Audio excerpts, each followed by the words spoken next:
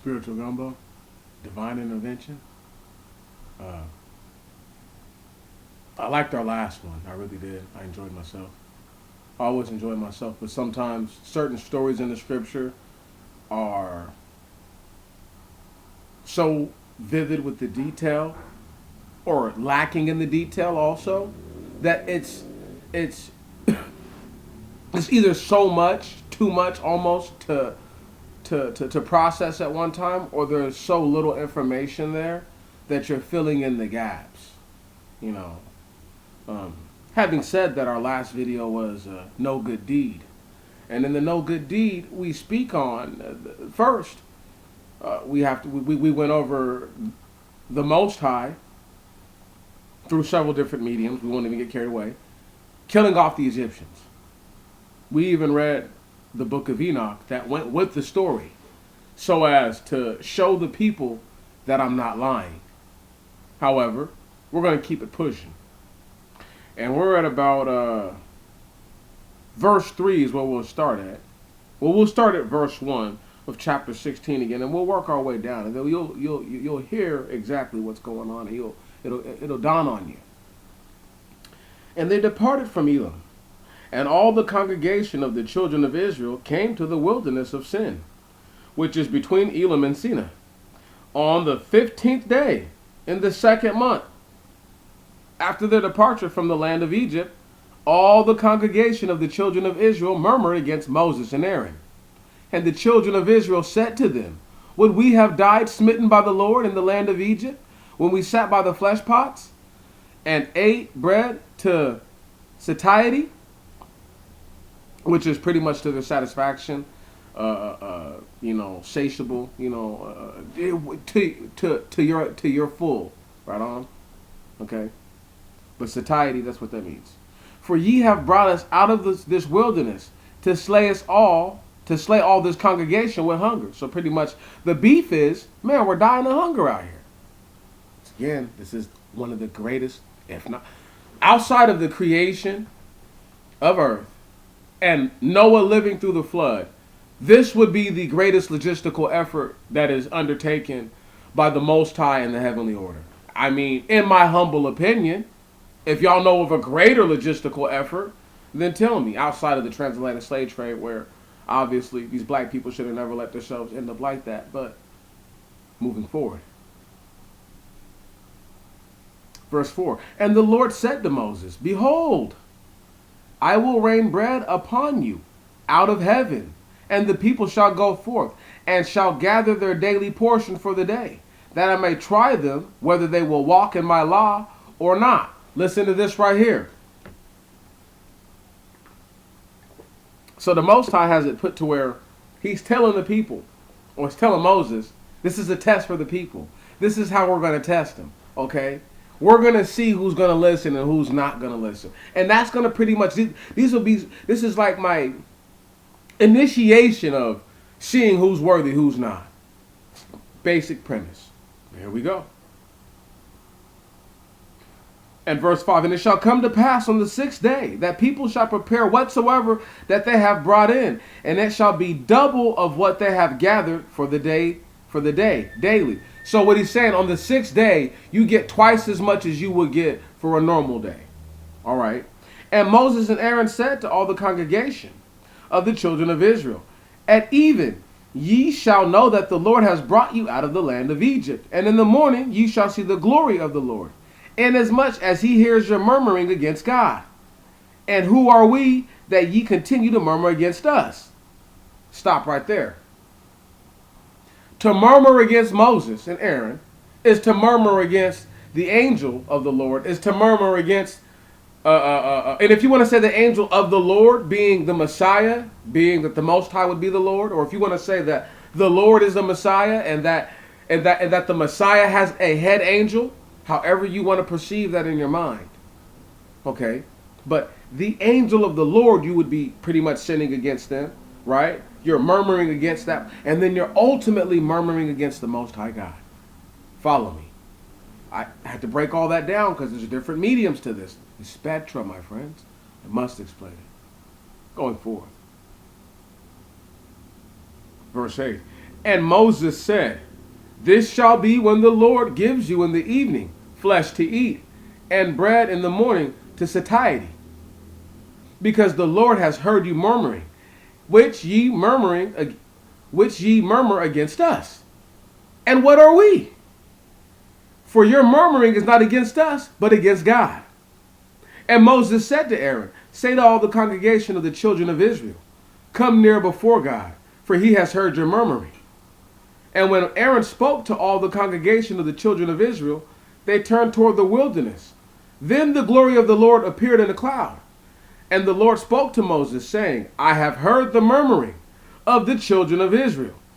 Speak to them, saying, towards evening ye shall eat flesh, and in the morning ye shall be satisfied with bread, and ye shall know that I am the Lord your God. And it was evening, and quails came up and covered the camp. In the morning it came to pass, as the dew ceased round about the camp, that behold, on the face of the wilderness was a small thing like white coriander seed, as frost upon the earth. And when the children of Israel saw it, they said to one another, what is this? One moment. So do you hear the differences in what the Most High God wants them to do? He's like, look, during the day I want you to eat bread, and then at night I want you to eat meat. I bet you there's a health benefit to that too. Quite sure. I'm gonna have to work meat. I don't really eat a bunch of meat anyway, but I'll try to work it out of my early lexicon, my early part of my day, and try to see what happens when I eat it later. Anyway, where was I just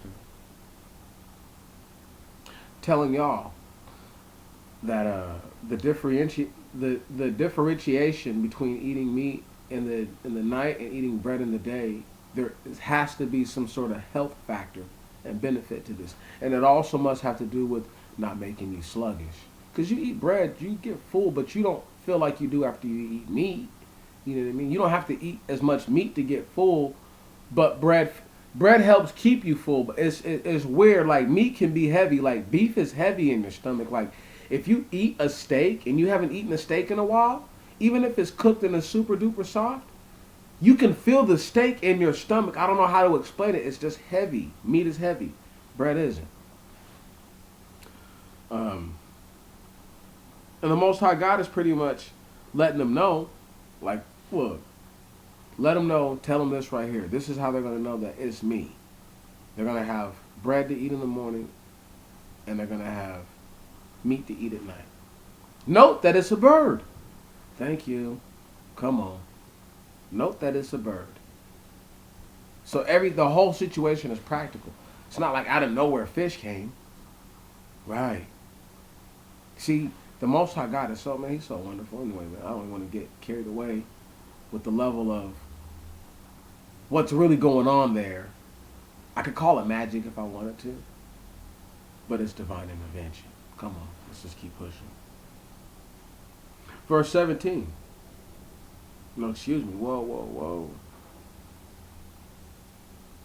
Verse 15. And when the children of Israel saw it, they said to one another, what is this? For they knew not what it was. And Moses said to them, this is the bread which the Lord has given you to eat. This is that which the Lord has appointed.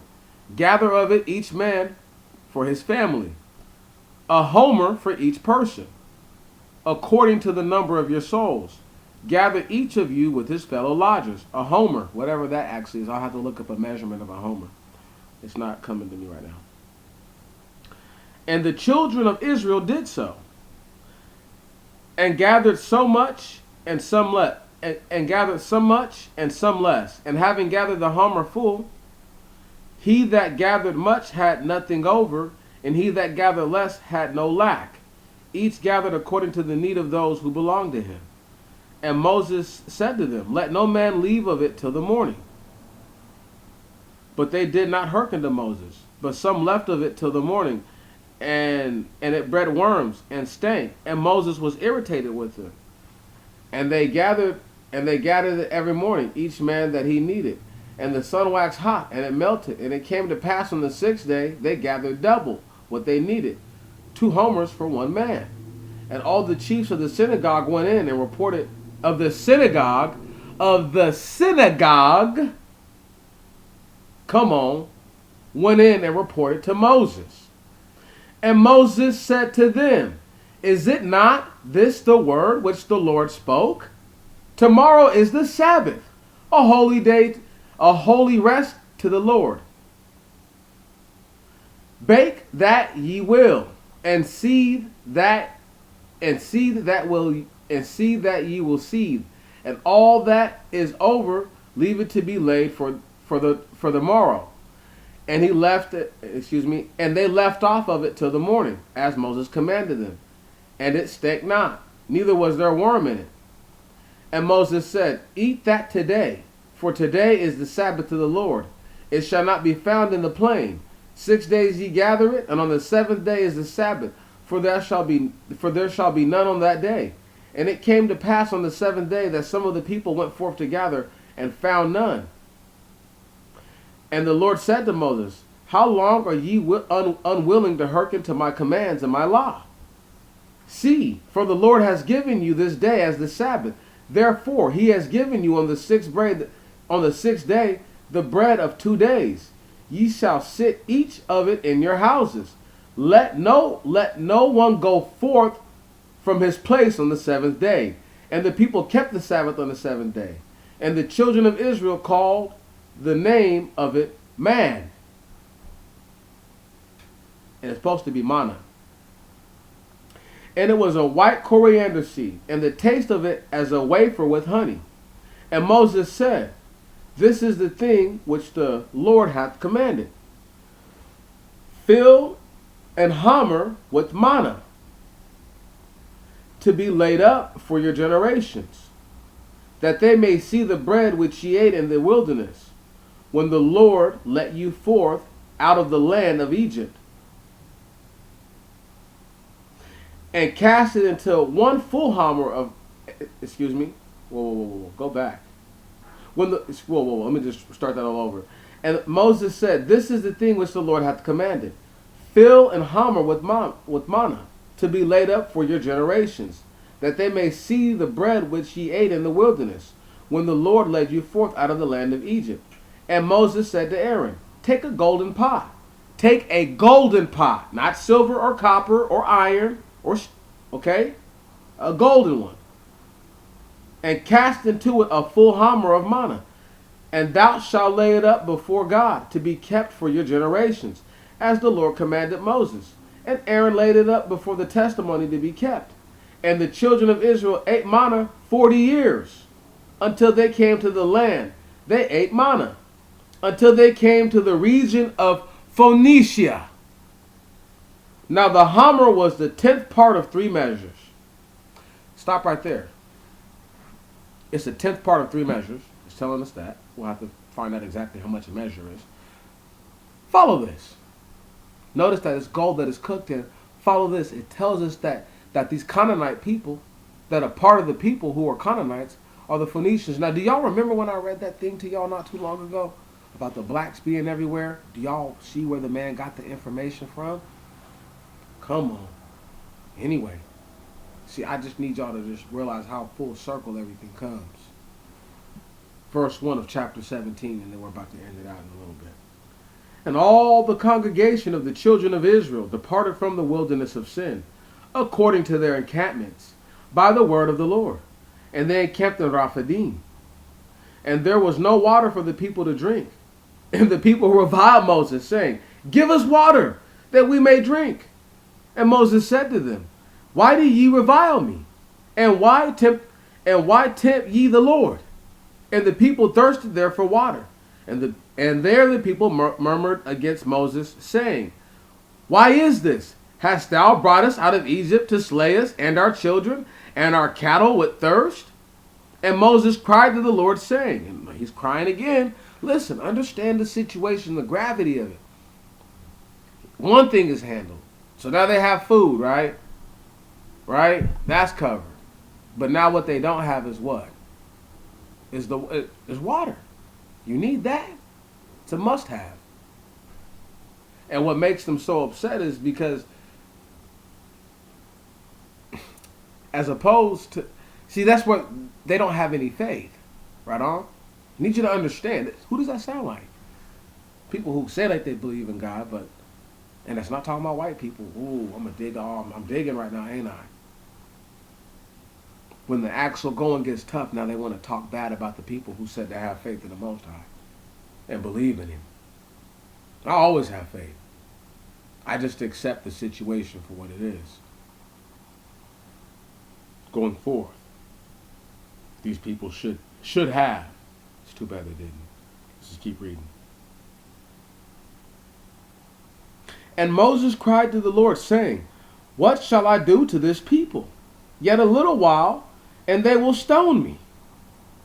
And the Lord said to Moses, go before this people, and take to thyself of the elders of the people, and with the rod which thou smotest the river, take in thine hand, and thou shalt go.